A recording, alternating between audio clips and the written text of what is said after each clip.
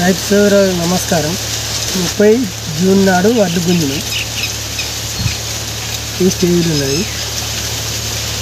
దీన్ని చర్యలు తీసుకోవాలంటే గుంజినాక 2 రోజుల తర్వాత పిట్టలు వాలకుండా పావురాలు ఆలుతాయి, ఎక్కువ పిచ్చుకలు ఆలుతాయి.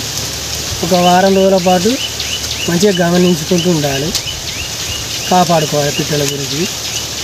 తదుపరి 12 రోజులకు కంపల్సరీ గడ్డి మందు కొట్టుకోవాలి. గడ్డి మందు కొట్టుకోలేదనుకో మొత్తం గడ్డి మొలపచ్చి వరి నారు డెవలప్ కాదు. వెనుక చీరి ఎక్కువ డోసు పోసి గడ్డి మందు కొడతారు, వరి డెవలప్ కాదు, గడ్డి ఎక్కువ అవుతుంది.